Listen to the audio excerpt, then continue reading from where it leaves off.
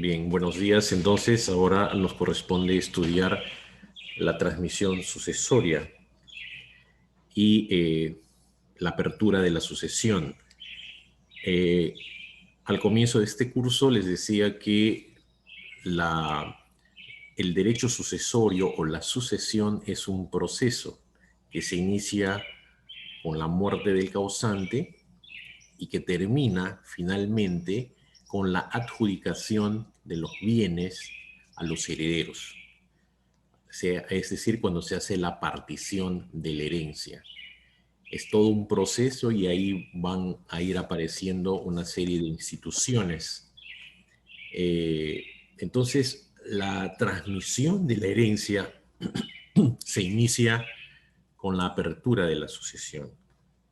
¿Y qué cosa es la apertura de la sucesión? La apertura de la sucesión, como ya les acabo de decir, es el inicio del proceso de la transmisión sucesoria para conocer dónde, cuándo y para qué debe procederse a la sucesión. Es decir, esta institución sucesoria se refiere a aspectos sobre el momento de la apertura, al lugar donde se procede a la apertura y cuál es la ley aplicable. Eh, entonces, tenemos estos aspectos y tenemos el momento de la apertura. El momento de la apertura básicamente está en la diapositiva, se da con la muerte de la persona.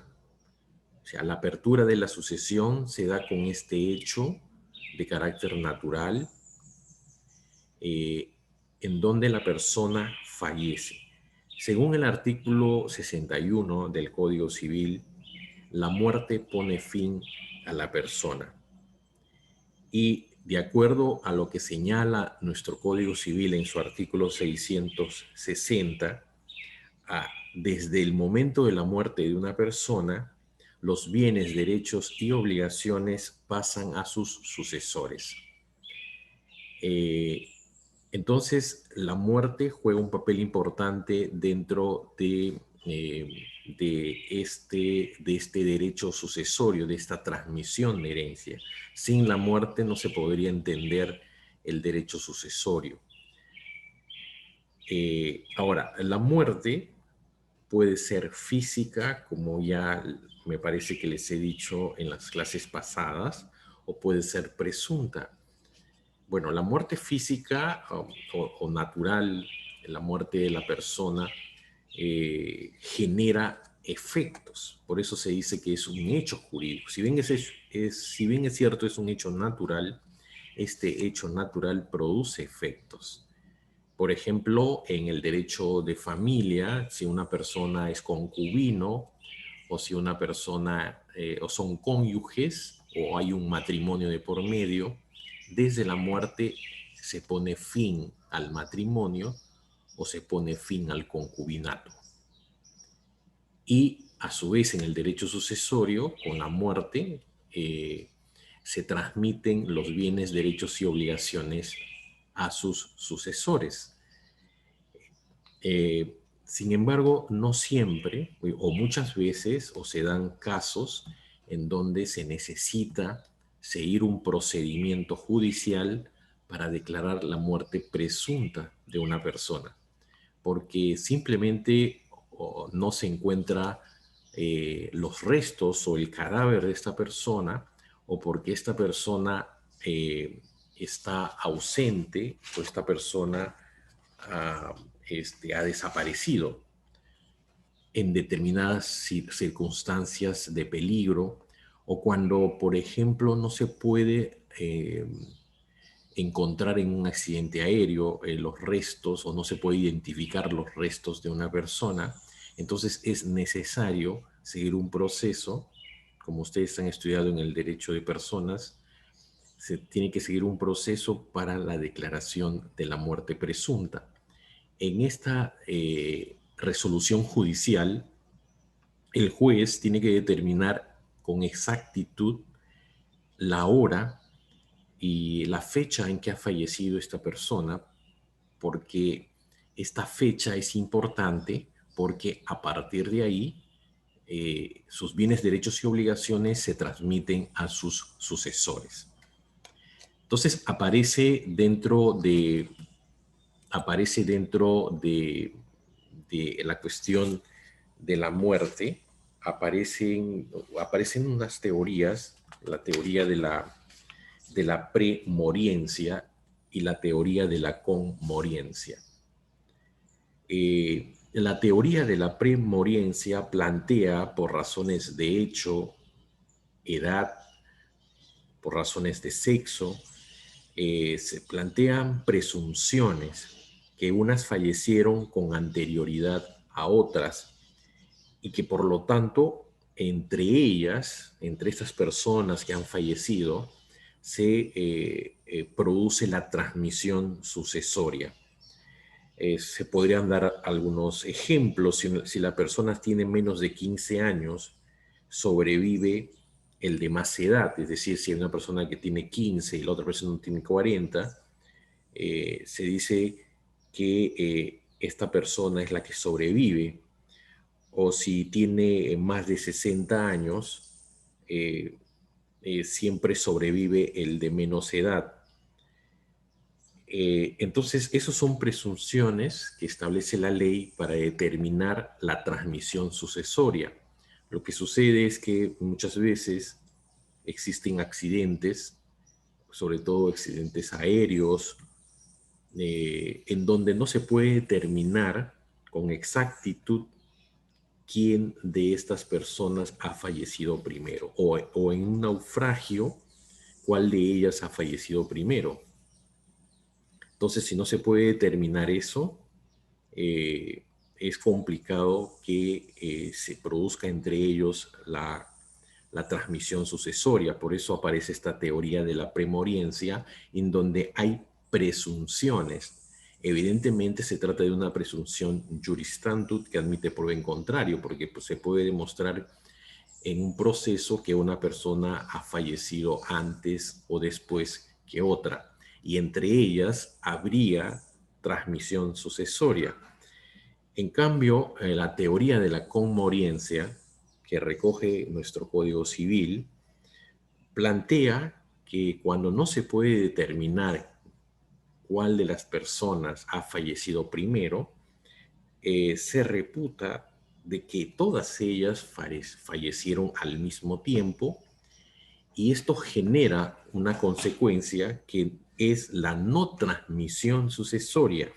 O sea, entre ellos no hay transmisión de herencia. Esa es la teoría de la conmoriencia que zanja este problema de la determinación de cuál de ellos ha fallecido primero.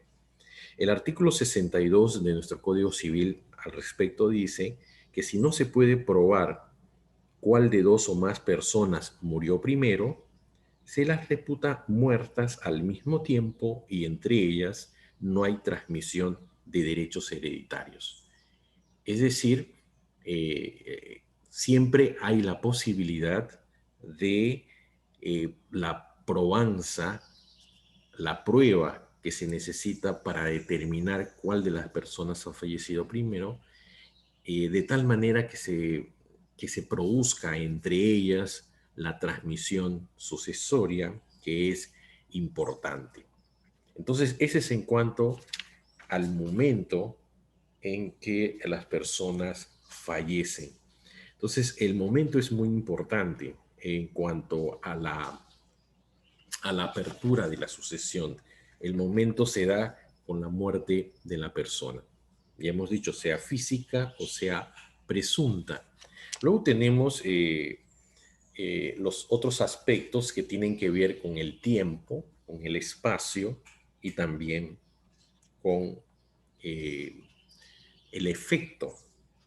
Y cuando uno revisa los aspectos que se dan en la apertura de la sucesión, el tiempo, por ejemplo, nos va a servir para determinar quiénes son los herederos. Es importante saber quiénes van a ser las personas que van a suceder al causante, a la persona que ha fallecido. Es importante también saber cuáles son estos bienes que se transmiten. Hemos dicho ya que lo que se transmite es todo un patrimonio, no necesariamente bienes, pero es importante saber cuáles son estos bienes, derechos y obligaciones que se van a transmitir, cuál es la ley aplicable.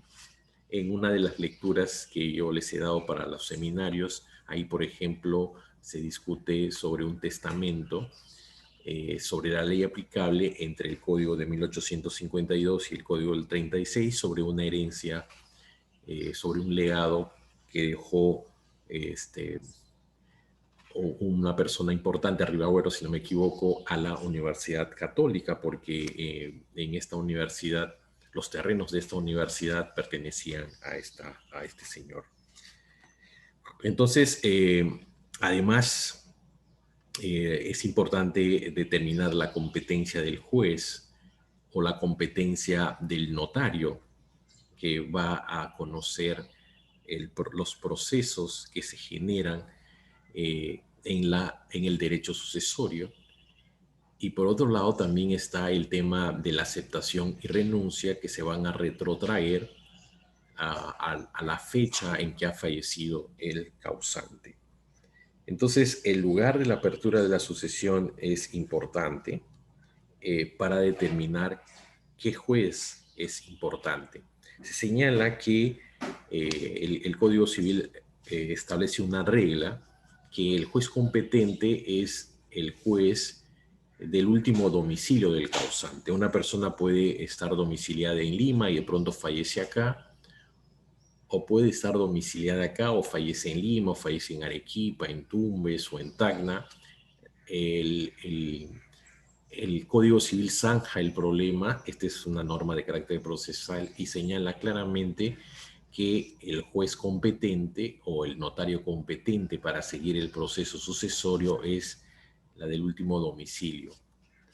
¿Y qué cosa es el domicilio? Es la residencia habitual de una persona en un lugar. Eso ustedes lo saben por haber estudiado ya el curso de Derecho Civil 1. Entonces, el lugar de la apertura es importante.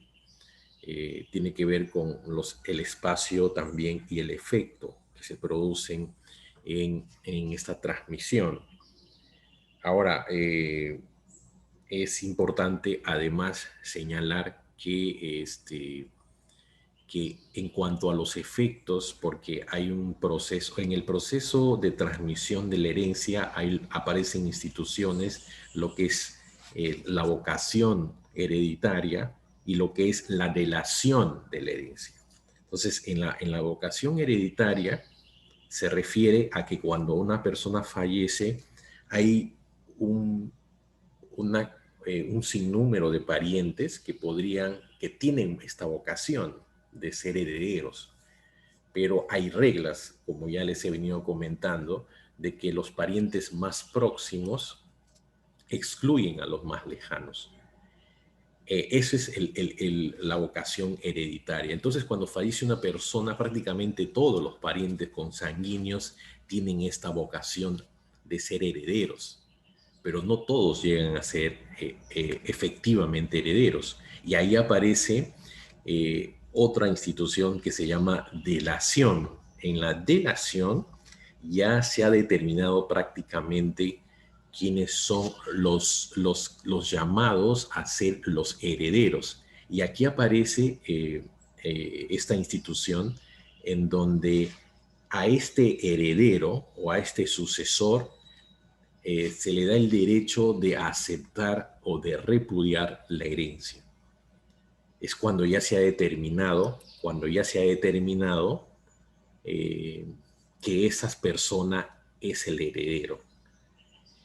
Entonces, y ahí aparece el tema de la aceptación y renuncia, que lo vamos a estudiar en las siguientes clases. Lo que pasa es que esta cuestión es importante porque la aceptación o la renuncia se va a retrotraer al momento del fallecimiento de la persona. Bien, entonces eso es en cuanto a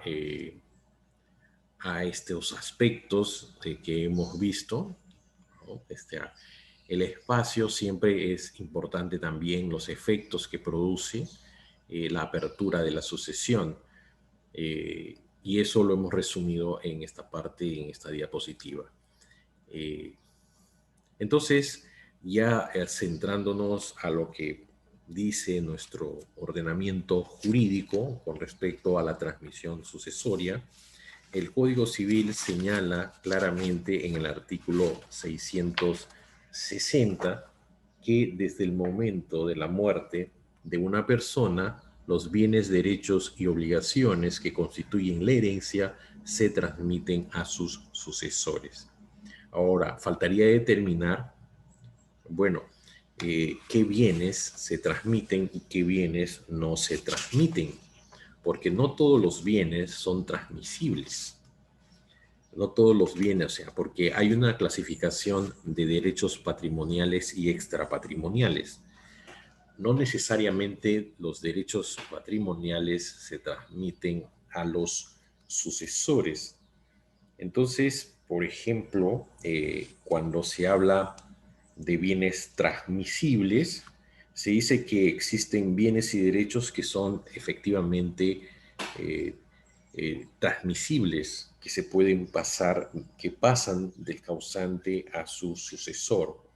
En este caso, por ejemplo, la propiedad de bienes muebles e inmuebles. Hay una clasificación que está en el código. En verdad, los bienes se pueden hacer, eh, pueden tener varias clasificaciones, pero nuestro ordenamiento, el Código Civil, señala que hay dos tipos de bienes, los bienes muebles y los bienes inmuebles.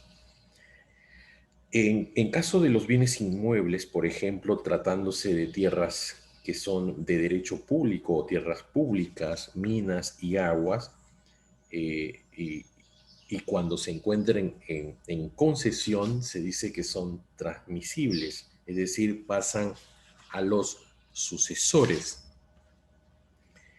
Eh, también hemos dicho que la posesión es un derecho real, que es una cuestión de facto, en donde aparece algunos de los elementos de la propiedad.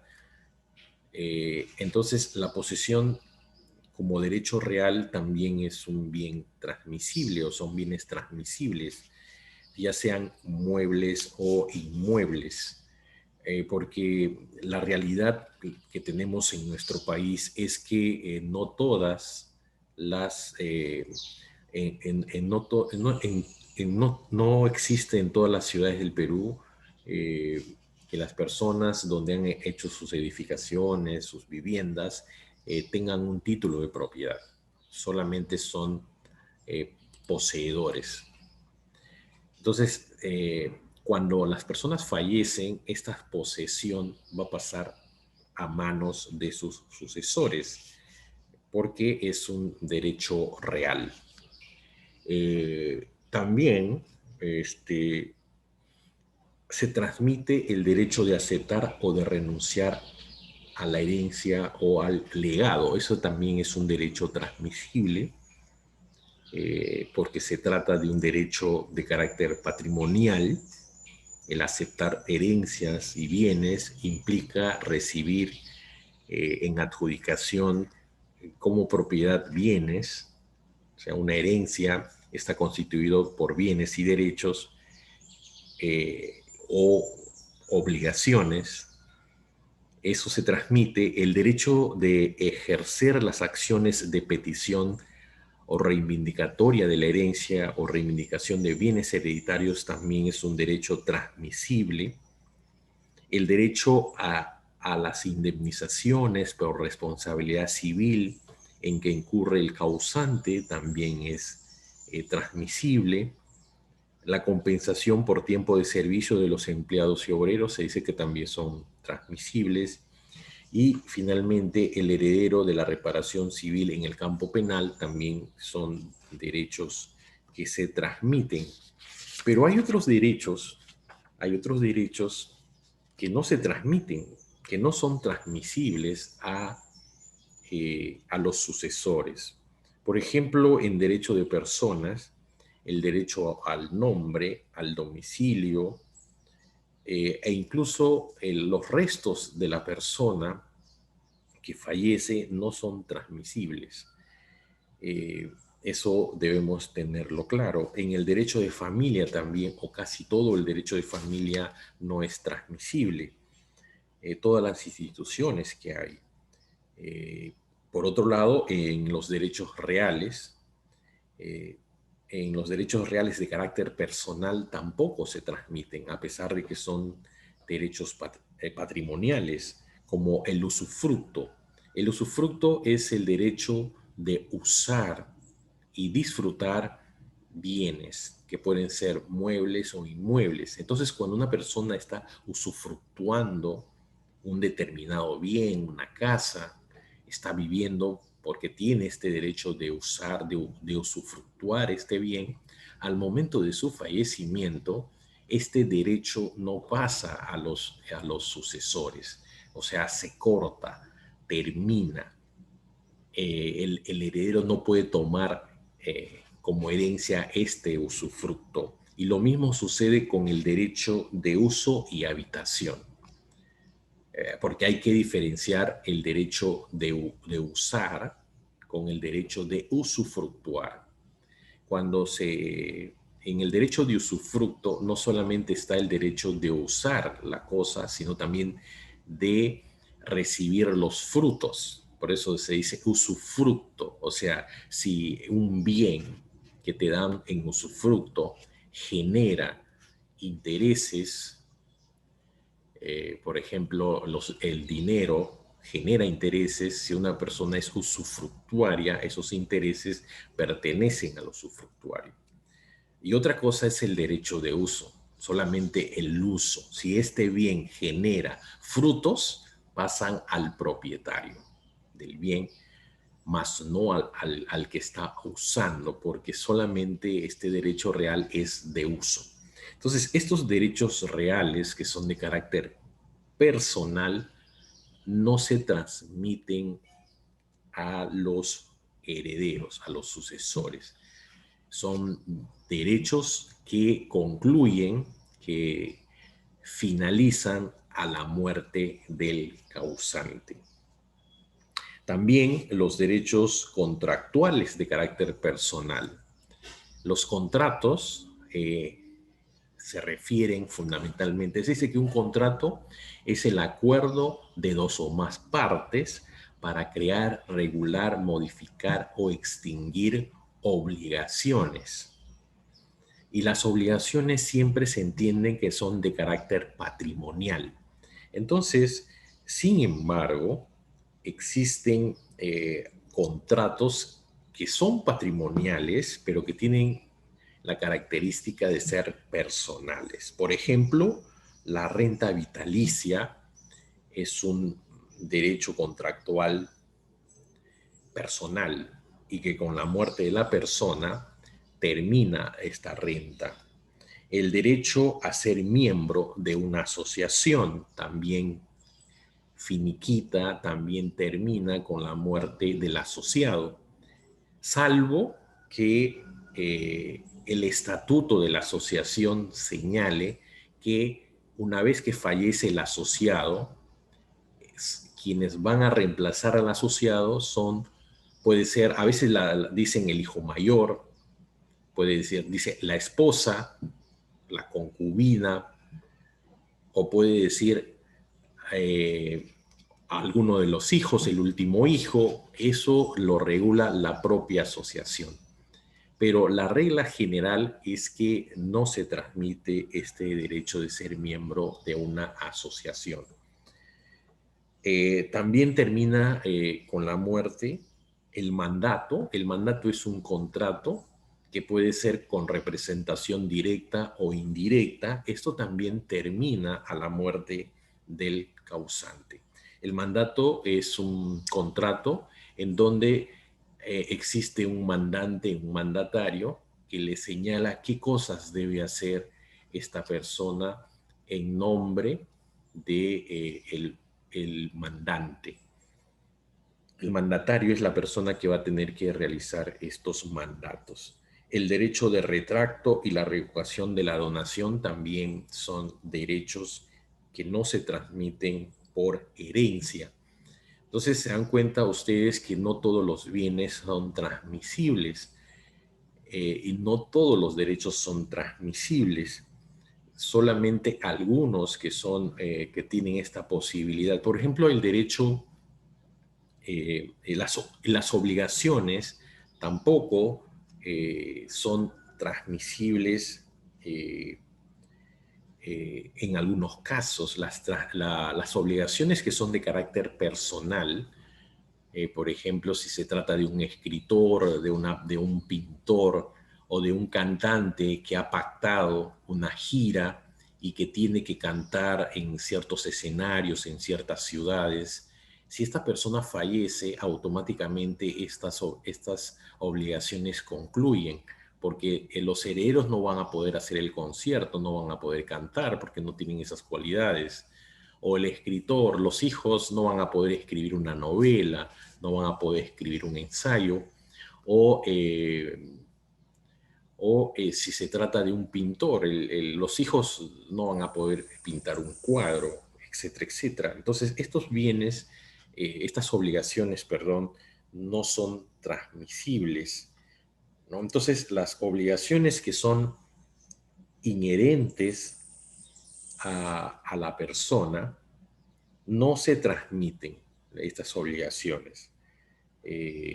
Eso lo señala claramente el Código Civil. Entonces, esto hay que tener en cuenta eh, cuando se va a hacer la liquidación de los bienes hereditarios, porque cuando se liquidan los bienes, por eso es importante hacer un inventario de la herencia. Y ahí se va a determinar qué es lo que realmente se transmiten a los sucesores y qué bienes y qué obligaciones no son transmisibles. Eso es muy importante.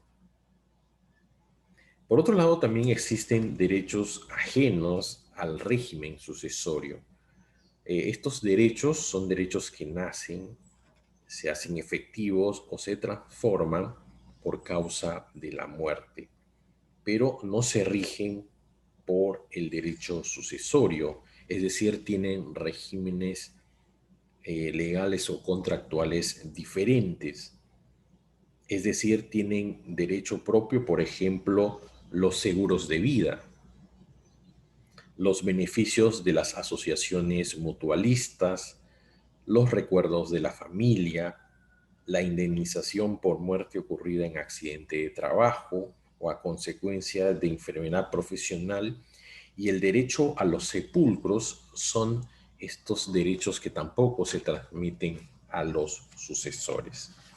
Entonces, si bien es cierto, cuando el Código Civil señala en el artículo 660 de que se transmiten bienes, derechos y obligaciones que constituyen la herencia, es importante esta precisión, porque cuando se hace el inventario de los bienes hereditarios, se va a determinar claramente qué es la herencia. Y efectivamente la herencia está constituida por bienes, derechos y obligaciones, pero no todo lo que el causante poseía en vida se transmiten. Entonces, porque como ya lo hemos visto, existen ciertos derechos que tienen regímenes distintos, ciertos derechos que son de carácter personal o ciertas obligaciones que son de carácter personal no se pueden transmitir a los sucesores. Eso hay que tenerlo claro. Bien, entonces eso es con respecto al tema de la transmisión sucesoria. Y cuando se transmiten obligaciones, es importante la cuestión de la responsabilidad que tienen los herederos, que tienen los sucesores. Los sucesores tienen que responder por estas deudas, por estas cargas que deja el causante. porque no solamente recibimos, ya una vez que se determina cuál es la herencia, qué cosas son estos bienes, derechos y obligaciones que realmente se transmiten a los sucesores, hay una parte que hay que honrar con los bienes dejados por el causante, porque el patrimonio tiene un activo y un pasivo. Entonces, cuando te dejan solamente pasivos, evidentemente tú tienes que hacer un inventario y decir, bueno, mi padre ha estado quebrado y no hay bienes como para honrar estas deudas, estas cargas. Así que, bueno, los acreedores se quedarán sin nada. Entonces, es importante esta cuestión y aquí aparecen dos instituciones que regulan el tema de la responsabilidad. En el artículo 661 del Código Civil se regula esta institución que se denomina en la doctrina intra vires hereditatis. Y esta regla es una regla que de alguna manera ha sido aceptado en el mundo moderno, a diferencia de lo que sucedía en el derecho romano y en el derecho germánico, porque nosotros pertenecemos, como ustedes saben, a la familia, a esta familia de derecho que se dice romano-germánico, o sea, a esta familia del derecho continental europeo.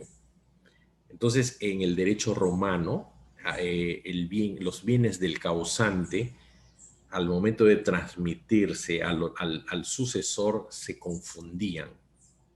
Entonces hay una discusión ahí en la doctrina si es la transmisión a la persona, la sucesión a la persona, o es la transmisión solamente a bienes. Y eso ha ido moldeando este derecho que se llama intravires, en donde no se confunde los bienes dejados por el causante, o sea, el patrimonio dejado por el causante, con los bienes, con los derechos, o bienes, derechos y obligaciones, con el patrimonio que tiene el heredero. Por eso el artículo 661 señala que el heredero responde de las deudas y cargas de la herencia solo hasta donde alcancen los bienes de esta. Y existe una obligación que tiene el heredero de probar el exceso, salvo cuando haya inventario judicial.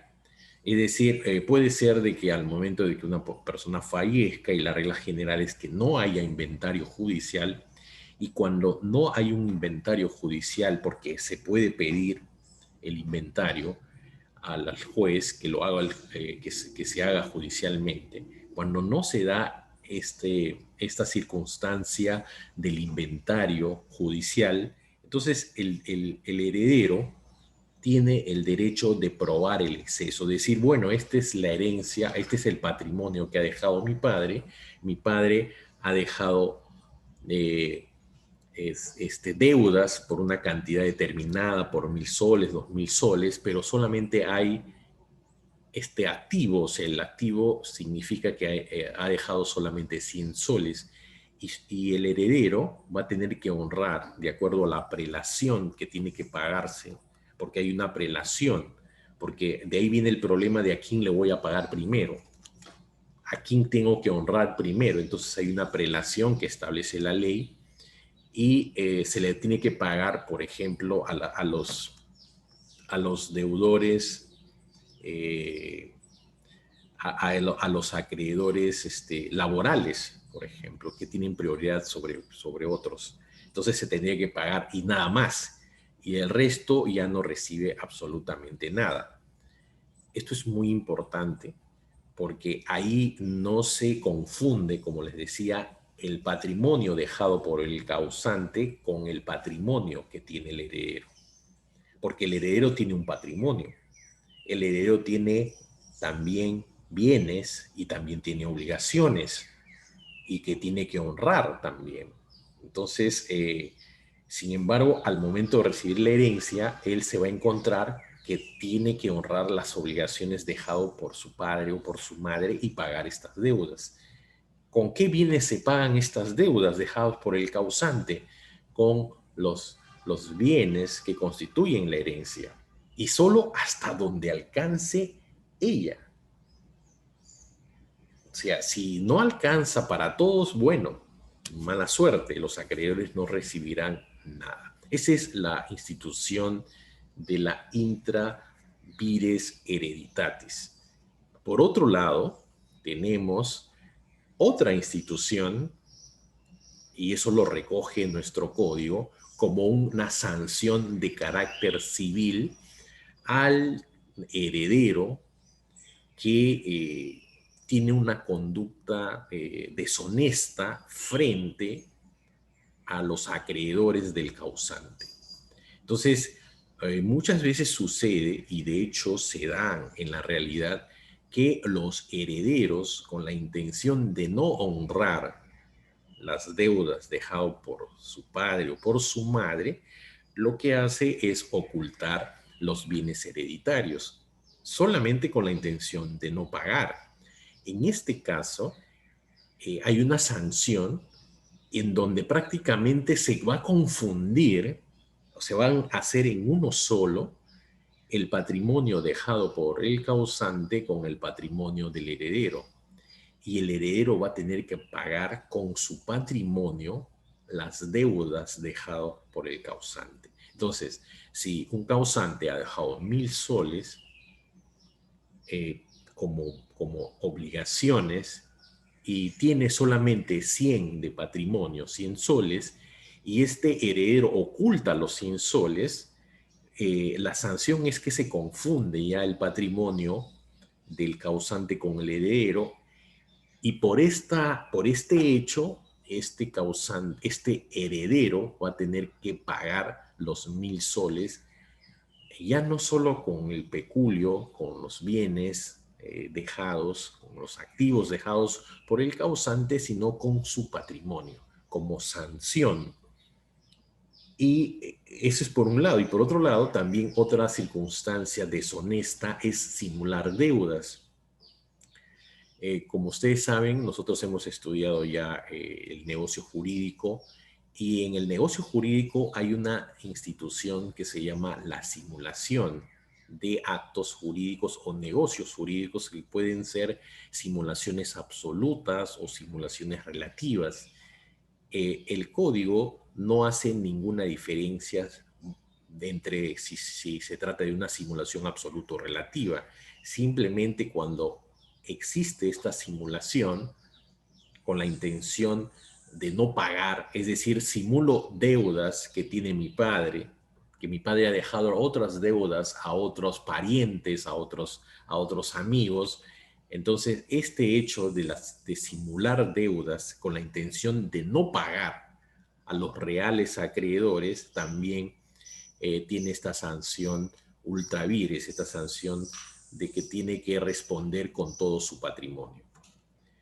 Y lo mismo sucede, eso es en cuanto a la simulación, y lo mismo sucede con la disposición de bienes. Pero en la disposición de bienes se tiene que dar una circunstancia de que se produzca un perjuicio a los acreedores. Los acreedores tendrían que ser perjudicados, porque yo puedo disponer bienes de mi padre que me ha dejado en herencia, pero yo puedo decirle al juez, sí, pues, pero acá hay otros bienes, y con estos otros bienes yo voy a pagar la deuda. Eh, no necesariamente la disposición de bienes hereditarios implica un perjuicio a los acreedores, porque yo puedo pagar de pronto bienes, de pronto mi padre no ha dejado 100 soles, sino ha dejado un bien que tenga ese valor de 100 soles, y yo tengo que conversar con el acreedor y decirle, bueno, voy a vender el bien para pagarte. El hecho está en que se tiene que dar el perjuicio. ¿Quién tendría que probar que hay un perjuicio? El acreedor. El acreedor tendría que señalar que ha habido disposición de bienes y que le están perjudicando, porque esta disposición de bienes implica que no va a poder cobrar la creencia dejada por el causante. Entonces, en el artículo 661 del Código Civil se dice que pierde el beneficio otorgado en el artículo 61, es decir, que solo se responde hasta donde alcancen los bienes dejados por el causante con respecto a sus obligaciones, pierde este derecho cuando se oculta dolosamente bienes hereditarios. O sea, el ocultamiento implica que exista dolo, la intención de no pagar deudas. Dice dolosamente. Habría que probar de que ha habido dolo, porque si uno solamente oculta bienes, eh, y solamente, no oculta, sino guarda un bien, en verdad no ha habido la intención de ocultar este bien, bueno, no se daría esta responsabilidad ultra vires. O en todo caso, como ya les he dicho, el Código Civil señala, simula deudas o dispone de los bienes dejados por el causante en perjuicio de los derechos de los acreedores de la sucesión, porque la sucesión tiene sus acreedores. Los acreedores de la sucesión son las personas que tenían las acreencias en su relación con el causante, con la persona que ha fallecido. Entonces, ese es el tema de la responsabilidad intra pires hereditatis y ultra pires hereditatis. Es decir, nuestro código es un código, se dice que nuestros códigos siempre tratan de conciliar ciertas instituciones y definitivamente creo que esta conciliación me parece importante porque se pueden dar estas circunstancias de que existan sucesores que simplemente no honran las deudas dejado por el causante. Entonces, cuando se da esta situación, el legislador peruano ha creído conveniente que se tiene que sancionar esta conducta, este ilícito civil, se tiene que condenar esta conducta y sancionar al heredero, eh, haciendo que sus bienes se confundan o se hagan un solo patrimonio con los dejados por el causante y prácticamente su patrimonio es el que va a ser castigado. O sea, esa conducta hace que todo su patrimonio eh, garantice el pago de las deudas dejados por el causante. Entonces, esta situación se da, de hecho que se da, se puede dar en la realidad y se ve en la realidad. He tenido oportunidad de ver por mi trabajo estas situaciones que se dan y a veces se generan de manera registral. Y por otro lado, para ir finalizando y entrar a la segunda parte de esta sesión, tendríamos que ver, y ya repitiendo el tema de lo que señala el código con respecto a qué juez o a qué notario le va a corresponder tener competencia para los procesos sucesorios, para los procesos de declaratoria de herederos y cualquier otro proceso que se pueda generar a partir de la muerte de una persona. Entonces, en el artículo 663 del Código, que es un artículo de carácter procesal netamente, muchos señalan, muchos plantean críticas al Código Civil en el sentido que regulan muchas cuestiones que deberían dejarse para el Código Procesal, para el derecho adjetivo. Bueno, tenemos en el artículo 63 y zanja un problema de la competencia de jueces, porque ustedes saben, seguramente ya están estudiando procesal civil, se generan lo que se llama el conflicto de competencia de jueces. Entonces, para zanjar el problema de cualquier conflicto que se pueda dar entre los jueces que vayan a conocer un tema de sucesión, el código señala que el juez competente es el juez del último domicilio que ha tenido en el país el causante. Y esto se aplica, y lo mismo está en la ley del notariado, en la ley notarial especial que se da con respecto a procesos no contenciosos, porque se entiende que una declaratoria de herederos, en principio, es un proceso no contencioso. Sin embargo, sucede muchas veces que en estos procesos notariales existen ya conflictos, existen oposiciones, discusiones. Entonces, automáticamente cuando alguien le dice al notario que está disconforme con ese proceso, el notario pierde competencia. Lo que hace el notario es que todos los actuados en su despacho lo va a pasar al juez competente para que el juez competente ya determine quiénes son los herederos de una persona que ha fallecido, en este caso, sin dejar testamento. Entonces, ese es un tema que también es importante, esta determinación de qué juez o qué notario es el competente para ventilar los temas de declaratoria de herederos o los juicios que nacen o los procesos que nacen cuando aparece o cuando se da la sucesión. Bien, entonces con esto yo estaría terminando esta parte de esta presentación. Ahora entraríamos a una segunda parte, que es la de los comentarios o preguntas que ustedes tengan a bien.